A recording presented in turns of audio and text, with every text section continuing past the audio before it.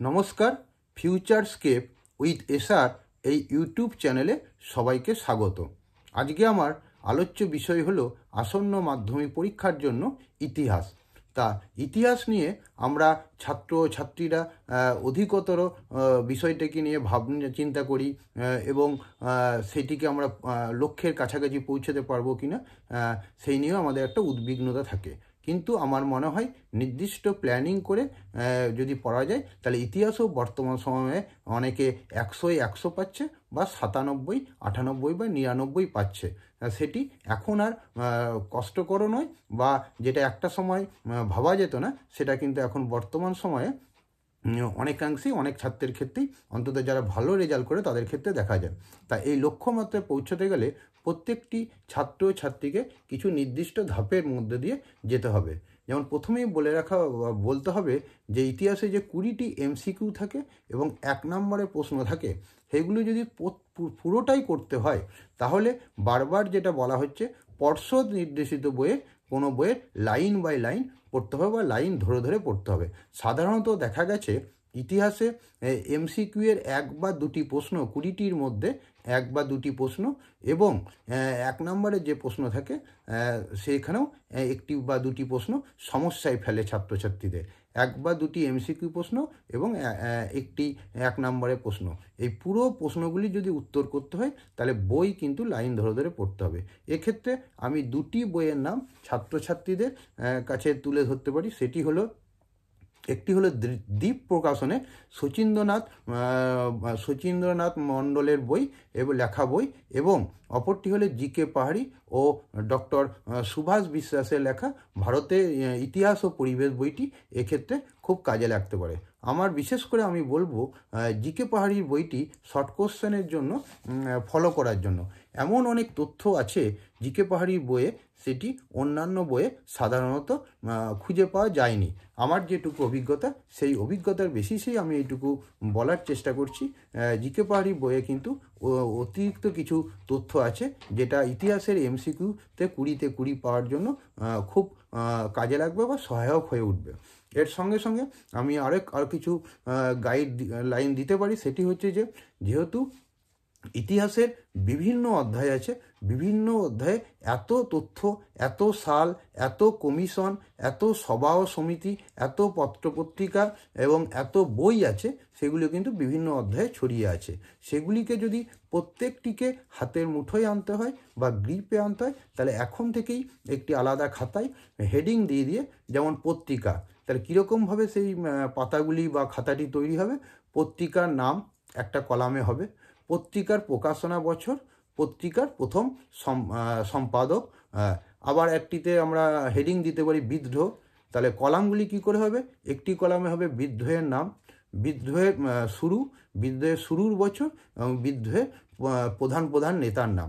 একইভাবে আমরা বইয়ের ক্ষেত্রে বলতে পারি বইয়ের নাম, বইয়ের লেখকের নাম। একইভাবে আমরা বলতে পারি সভা সমিতি হেডিং দিতে পারি। একটি কলামে হবে সভা সমিতির নাম, সভা সমিতির প্রকাশনার বছর, সভা সমিতির প্রথম সম্পাদক, প্রথম সভাপতি। একইভাবে ইতিহাসের বিভিন্ন কমিশনও গঠন হয়েছিল, সেমনিভাবে কমিশনের একটি হেডিং দিতে পারি, কমিশনের নাম, কমিশনের বছর, প্রতিষ্ঠার বছর এবং কমিশনের প্রথম চেয়ারম্যান ও সভাপতি। এইভাবে যদি ইতিহাসের খাতাটিকে আমরা এই বিষয়গুলো যদি আমরা করে রাখি, তাহলে পরীক্ষার আগের রাতে বা আমরা যখন পরীক্ষায় যাই, হলের বাইরে দাঁড়িয়ে থাকি, তখন পাতা উল্টালে অনেক বেশি কার্যকরী হয়। এটি করা খুব জরুরি আমার মনে হয়। এই কারণে ইতিহাসের বিভিন্ন তথ্যগুলি কিন্তু বিভিন্ন অধ্যায়ে ছড়িয়ে আছে, আগেই বলেছি। সেইগুলিকে যখনই আমরা একত্রীকরণ করব একটি খাতার মধ্যে বা একটি পাতার মধ্যে, সেক্ষেত্রে মুখস্থ করতে বা হাতের মুঠোয় আনতে বা গ্রিপে আনতে কিন্তু অনেক বেশি সহায়ক হবে। কেন, আমরা প্রত্যেকেই জানি ছড়িয়ে ছিটিয়ে থাকা বস্তু থেকে একত্রীকরণ বস্তু বা যেখানে সমাহার হয় সমস্ত কিছু তথ্যে, সেটাকে অনেক বেশি সহজে মনে রাখা যায় ছড়িয়ে ছিটিয়ে থাকা জিনিসের থেকে।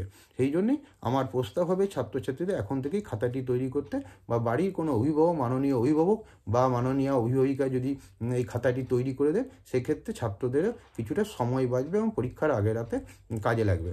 এরপর আসি যে ইতিহাসে সাধারণত তারপরে 2 নম্বরের যে প্রশ্নগুলি আছে সেখানে 2 থেকে 3 পরিষ্কার লেখা থাকে 2 থেকে 3টি লাইন বাক্যের মধ্যে লেখো, বা কিছু কিছু প্রশ্ন থাকে 7 থেকে 8টি বাক্যের মধ্যে লেখো, বা একটি প্রশ্ন থাকে 15 থেকে 16টি বাক্যের মধ্যে লেখো। এইখানে ছাত্র ছাত্রীদের এবং অভিভাবকদের মধ্যে একটা সংশয় আছে, বিশেষ করে ছাত্র ছাত্রীর মধ্যে কয়টি লাইন লিখলে ফুল নাম্বার পাওয়া যাবে। আমি এই ক্ষেত্রে পর্ষদ নির্দেশিত যে গাইডলাইন আছে সেটি তুলে ধরতে পারি। পর্ষদ যেটিকে বলছে সেটি হচ্ছে যে যদি ইতিহাসের উত্তর প্রাসঙ্গিক হতে হবে, ইতিহাসের উত্তর বড় হওয়া মানেই ফুল নাম্বার নয়, উত্তরটা প্রাসঙ্গিক হতে হবে এবং তার মধ্যে ইতিহাস বোধ থাকবে। সেই জন্য পর্ষদ নির্দেশিত উত্তর কি কিন্তু তা লিখলে সেই নাম্বারটি কিন্তু যে পূর্ণমান আছে সেই প্রশ্নে সেটি পাওয়া যাবে। তা বলে যে অন্য প্রাসঙ্গিক তথ্য দেওয়া যাবে না তা নয়, কিন্তু পর্ষদ নির্দেশিত লেখা বইয়ে যদি সঠিকভাবে 2 বা 3টি লাইন বাক্য বা 7 বা 8টি লেখা যায় তাহলে ফুল নাম্বার পাওয়া যাবে। এবং এক্ষেত্রে যদি কারো কোনো একটু মানে প্রশ্ন থাকে বা সন্দেহ থাকে, কিন্তু এই ইতিহাস বিষয়টা যেহেতু সময়ের একটা ব্যাপার থাকে সেই জন্য 2 বা 3টি যদি বললেও এর সঙ্গে যেখানে যেখানে সম্ভব একটি করে লাইন যদি বাক্য অতিরিক্ত লেখা যায় তাহলে এই ভয়ের আর কোনো জায়গাই থাকে না, পুরোটাই তখন মানে প্রাসঙ্গিক হয়ে দাঁড়াবে। সুতরাং কিন্তু তা সত্ত্বেও পর্ষদ যেটাকে বলছে উত্তরের দৈর্ঘ্য নয়, উত্তরকে সংক্ষেপে যদি পর্ষদ পরিষ্কার পরীক্ষকদের বলে দিচ্ছেন উত্তরের দৈর্ঘ্য নয়, আবার বলছি পর্ষদ পরিষ্কার পরীক্ষকদের নির্দেশ দিচ্ছেন উত্তরের দৈর্ঘ্য নয়, উত্তরের দৈর্ঘ্য অপেক্ষা সংক্ষেপে ইতিহাস বোধই বিবেচ্য। আমি লাইনটি আবার রিপিট করছি, উত্তরের দৈর্ঘ্য নয়, উত্তরের দৈর্ঘ্য অপেক্ষা সংক্ষেপে ইতিহাস বোধই বিবেচ্য। এবং এক্ষেত্রে বড় প্রশ্নগুলির মূল্যায়নের ক্ষেত্রে এরকম নির্দেশ দেওয়া হয়েছে, অর্থাৎ পর্ষদ নির্দেশিত উত্তরটি লিখলে ভালো, তাছাড়া উত্তর ছাড়া অন্য প্রাসঙ্গিক তথ্যও থাকতে পারে। এটি হলো একটি বিষয়। সুতরাং যে বাক্য বলবে সেই বাক্যগুলি যদি ইতিহাস পর্ষদ নির্দেশিত ইতিহাস বই থেকে লেখা হয় তাহলে ফুল নাম্বার দেওয়া হবে। একই সঙ্গে আমি বলতে পারি ম্যাপ পয়েন্টিং যেটি আছে, ম্যাপ পয়েন্টিংয়ের জন্য আমরা বিভিন্ন বিদ্রোহের স্থানগুলি, তারপরে বিভিন্ন বিদ্রোহ যে আছে যেমন মহাবিদ্রোহ, সাঁওতাল বিদ্রোহ, কোল বিদ্রোহ, চুয়ার বিদ্রোহ, এই সমস্ত বিভিন্ন বিদ্রোহে যে জায়গায় সেগুলি সংগঠিত হয়েছিল প্রত্যেকটি স্থান, এবং আমাদের যে ঔপনিবেশিক চ্যাপ্টারটি আছে শেষ চ্যাপ্টারটি, সেইখানে বিভিন্ন যে অঞ্চলগুলি আছে সেই অঞ্চলগুলি ভালো করে দেখে রাখতে হবে এবং অঙ্গরাজ্যগুলি পজিশনে কিন্তু ভালো করে দেখে রাখতে হবে, তাহলে ম্যাপেও কিন্তু ফুল নাম্বার পাওয়া যাবে যারা ম্যাপ কোশ্চেনটি উত্তর করবে। আর যেটা হচ্ছে যে সেটি হচ্ছে যে ইতিহাসে আরেকটি তথ্য দিই, পর্ষদের যে তথ্য আছে অতিরিক্ত বা বিকল্প কোনো প্রশ্নের উত্তর ছাত্ররা করতেই পারে এবং করাটা সময় পেলে করা দরকারও, কিন্তু যে না প্রশ্নটি সবচেয়ে কম মার্কস পাওয়া যাবে সেই প্রশ্নটি কিন্তু বাতিল হয়। এইরকমই পরীক্ষকদের নির্দেশ দেওয়া আছে। সুতরাং সম্ভব হলে কিছু অতিরিক্ত প্রশ্ন লিখে রাখতে হবে। তাহলে জিস্ট করে যেটা হলো যে 2 বা 3, 7 বা 8 লাইন বা 15 বা 16 যদি সঠিক 3টি লাইনই লেখা যায় বা 2টি লাইনই লেখা যায় তাহলে 2 এ 2, 7 বা 8টির মধ্যে সঠিক, যেখানে আবার বলছি ইতিহাস বোধ আছে, প্রাসঙ্গিক তথ্য আছে, 7টি লাইন সঠিক লিখলে 7-এ তাহলে ফুল নাম্বার পাওয়া যাবে। 15 বা 16টি বাক্য, যেখানে 15 বা 16টি বাক্যই সঠিক দেওয়া হবে তাহলে কিন্তু ফুল নাম্বার পাওয়া যাবে পর্ষদ নির্দেশিত বইয়ের বাক্যগুলি লিখলে। এবং আরও যেটি হচ্ছে সেটি সঙ্গে এমসিকিউ এর ফুল নাম্বার পাওয়ার জন্য আমি আবার রিপিট করছি, জিকে পাহাড়ি বইটি ভালো করে পড়লে সমস্ত ছাত্র উপকৃত হবে।